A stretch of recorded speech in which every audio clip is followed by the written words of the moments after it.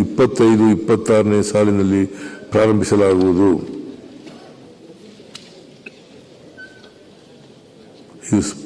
ಪ್ರಾರಂಭಿಸಲಾಗುವುದಲ್ಲ, ಪ್ರಾರಂಭ ಆಗಿದೆ. ಇದು ಮುಗಿಸಲಾಗುವುದು. 219 ಕೋಟಿ ಅಂದಾಜು ವೆಚ್ಚದಲ್ಲಿ ಅಭಿವೃದ್ಧಿ ಪಡಿಸಲಾಗುತ್ತಿರುವ ರಾಯಚೂರು ವಿಮಾನ ನಿಲ್ದಾಣದ ಕಾಮಗಾರಿಗಳಿಗೆ ಇಲ್ಲಿಯವರೆಗೆ 53 ಕೋಟಿ ರು ಅನುದಾನವನ್ನು ಬಿಡುಗಡೆಗೊಳಿಸಲಾಗಿದೆ. ಕಾರವಾರ ನೌಕಾನೆಲೆಯ ವಿಮಾನ ನಿಲ್ದಾಣದ ಭೂಸ್ವಾಧೀನ ಪ್ರಕ್ರಿಯೆ ಚಾಲ್ತಿಯಲ್ಲಿದ್ದು, ಪ್ರಸಕ್ತ ಸಾಲಿನಲ್ಲಿ ಅಗತ್ಯ ಅನುದಾನ ಒದಗಿಸಿ ಕಾಮಗಾರಿಗಳನ್ನು ಪ್ರಾರಂಭಿಸಲಾಗುವುದು. ಮೈಸೂರು ವಿಮಾನ ನಿಲ್ದಾಣದ ರನ್ವೇ ವಿಸ್ತರಣೆಯ ಭೂಸ್ವಾಧೀನಕ್ಕಾಗಿ 319 ಕೋಟಿ ರು ಅನುದಾನವನ್ನು ಬಿಡುಗಡೆ ಮಾಡಲಾಗಿರುತ್ತದೆ. ಇದಕ್ಕೆ ಅನುವಾಗುವಂತೆ ಯುಟಿಲಿಟಿ ಶಿಫ್ಟಿಂಗ್ ಅಗತ್ಯ ಕ್ರಮ ವಹಿಸಲಾಗುವುದು. ರಾಜ್ಯ ಸರ್ಕಾರವು ರೈಲ್ವೆಯೊಂದಿಗೆ 50-50 ಅನುಪಾತದಲ್ಲಿ 9 ಯೋಜನೆಗಳನ್ನು ಕೈಗೆತ್ತಿಕೊಂಡಿದೆ. 7 ಯೋಜನೆಗಳ ಭೂಸ್ವಾಧೀನ ಪೂರ್ಣ ವೆಚ್ಚವನ್ನು ರಾಜ್ಯ ಸರ್ಕಾರವು ಭರಿಸುತ್ತಿದೆ. ಒಟ್ಟಾರೆ 16,235 ಕೋಟಿ ರು ವೆಚ್ಚದ ಈ ಯೋಜನೆಗಳಿಗೆ ರಾಜ್ಯ ಸರ್ಕಾರದ ವತಿಯಿಂದ 9,847 ಕೋಟಿ ರುಗಳನ್ನು ವೆಚ್ಚಗೊಳಿಸಲಾಗುವುದು.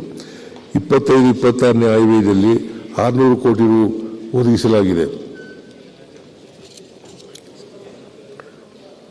ಯೋಜನೆಗಳ ವಿವರಗಳನ್ನು ಅನುಬಂಧ 5ರಲ್ಲಿ ಲಗತ್ತಿಸಿದೆ. ವಾಹನ ದಟ್ಟಣೆ ಇರುವ ರೈಲ್ವೆ ಲೆವೆಲ್ ಕ್ರಾಸಿಂಗ್ ಗೇಟ್ಗಳ ಬದಲಿಗೆ ರಸ್ತೆ ಮೇಲ್ಸೇತುವೆಗಳು ಹಾಗೂ ಕೆಳಸೇತುವೆಗಳನ್ನು ನಿರ್ಮಿಸುವ ಈಗಾಗಲೇ ಅನುಮೋದನೆ ನೀಡುವ ಕಾಮಗಾರಿಗಳನ್ನು ಅನುಷ್ಠಾನಗೊಳಿಸಲು 50 ಕೋಟಿ ರು ಒದಗಿಸಲಾಗಿದೆ. ಬೈಯಪ್ಪನಹಳ್ಳಿ, ಹೊಸೂರು, ಯಶವಂತಪುರ, ಚನ್ನಸಂದ್ರ ದ್ವಿಪಥೀಕರಣ ಯೋಜನೆಯಡಿಯಲ್ಲಿ 70 ಕಿಲೋಮೀಟರ್ ರೈಲ್ವೆ ಲೈನ್ಗಳನ್ನು ದ್ವಿಪಥೀಕರಣಗೊಳಿಸಲು ಒಟ್ಟಾರೆ 812 ಕೋಟಿ ರು ಹೊಂದಿಸಲಾಗಿದೆ. ಇದಕ್ಕೆ ರಾಜ್ಯ ಸರ್ಕಾರದ ವತಿಯಿಂದ 406 ಕೋಟಿ ಒದಗಿಸಲಾಗುತ್ತದೆ. ಸದರಿ 2 ಯೋಜನೆಗಳನ್ನು ಪ್ರಸಕ್ತ ಸಾಲಿನಲ್ಲಿ ಸಾರ್ವಜನಿಕ ಸೇವೆಗೆ ಲೋಕಾರ್ಪಣೆ ಮಾಡಲಾಗುವುದು. ಬೆಂಗಳೂರು ಉಪನಗರ ರೈಲ್ವೆ ಯೋಜನೆಗಳನ್ನು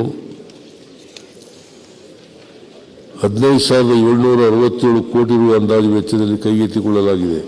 ಈ ಯೋಜನೆಯ 58 ರೈಲ್ವೆ ನಿಲ್ದಾಣಗಳು ಹಾಗೂ 148 ಕಿಲೋಮೀಟರ್ ಉದ್ದದ ರೈಲ್ವೆ ಜಾಲವನ್ನು ಹೊಂದಿರುತ್ತದೆ. 4 ಕಾರಿಡಾರ್ ಅನ್ನು ಒಳಗೊಂಡ ಈ ಯೋಜನೆಯ 2 ಕಾರಿಡಾರ್ಗಳ ಕಾಮಗಾರಿಗಳು ಪ್ರಗತಿಯಲ್ಲಿದೆ. ಇನ್ನುಳಿದ 2 ಕಾರಿಡಾರ್ಗಳ ಟೆಂಡರ್ ಪ್ರಕ್ರಿಯೆಯನ್ನು ಪೂರ್ಣಗೊಳಿಸಿ ಯೋಜನೆಯನ್ನು ಕಾಲಮಿತಿಯಲ್ಲಿ ಅನುಷ್ಠಾನಗೊಳಿಸಲಾಗುವುದು. ಕರ್ನಾಟಕ ರಾಜ್ಯದಲ್ಲಿ ಜಲಸಾರಿಗೆ ಕ್ಷೇತ್ರದಲ್ಲಿ ಅಭಿವೃದ್ಧಿಗೆ ಅಪಾರ ಸಾಧ್ಯತೆಗಳಿವೆ. ಅಭಿವೃದ್ಧಿ ಯೋಜನೆಗಳಿಗೆ ಪೂರಕವಾಗಿ ಈಗಾಗಲೇ ಕರ್ನಾಟಕ ಜಲಸಾರಿಗೆ ನೀತಿಗೆ ಮಂಜೂರಾತಿ ನೀಡಲಾಗಿದೆ. ಕರಾವಳಿಯಲ್ಲಿ ವ್ಯವಸ್ಥಿತ ಮೂಲಸೌಕರ್ಯ ಒದಗಿಸಲು ಹಾಗೂ ನೌಕಾ ಚಟುವಟಿಕೆಗಳ ನಿರ್ವಹಣೆಯಲ್ಲಿ ದಕ್ಷತೆ ತರಲು ನಮ್ಮ ಸರ್ಕಾರ ಬದ್ಧವಾಗಿದೆ.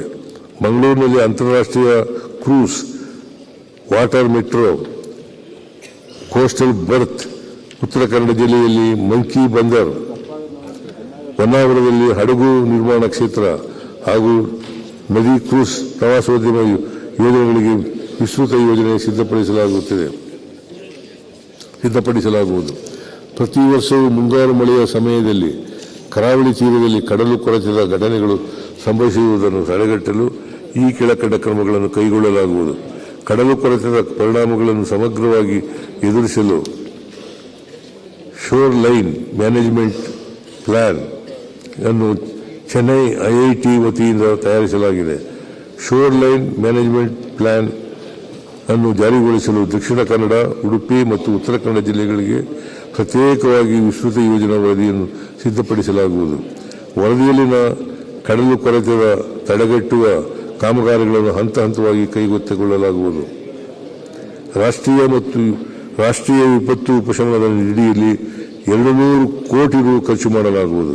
ಮಂಗಳೂರಿನಲ್ಲಿ ಜಲಸಾರಿಗೆ ಸಂಗ್ರಹಾಲಯ ಮತ್ತು ಅನುಭವ ಕೇಂದ್ರವನ್ನು ಪಿಪಿಪಿ ಮಾದರಿಯಲ್ಲಿ ಸ್ಥಾಪಿಸಲಾಗುವುದು. ದೇವನಹಳ್ಳಿಯಲ್ಲಿ 407 ಎಕರೆ ಪ್ರದೇಶದಲ್ಲಿ ಅತ್ಯಾಧುನಿಕ ಬೆಂಗಳೂರು ಸಿಗ್ನೇಚರ್ ಬಿಸಿನೆಸ್ ಪಾರ್ಕ್ ಅನ್ನು ಅಭಿವೃದ್ಧಿಪಡಿಸಲು ಉದ್ದೇಶಿಸಿದೆ. ಇದಕ್ಕೆ ಸಂಪರ್ಕ ಕಲ್ಪಿಸಲು ಮೇಲ್ಸೇತುವೆ ನಿರ್ಮಾಣಕ್ಕಾಗಿ ರಾಜ್ಯ ಸರ್ಕಾರದ ಪಾಲಿನ ಅನುದಾನದಲ್ಲಿ 50 ಕೋಟಿ ರೂಪಾಯಿ ಈಗಾಗಲೇ ಬಿಡುಗಡೆ ಮಾಡಿದೆ. ಲೋಕೋಪಯೋಗಿ 2024-25 ಸಾಲಿನಲ್ಲಿ ಲೋಕೋಪಯೋಗಿ ಇಲಾಖೆಗೆ ವಿವಿಧ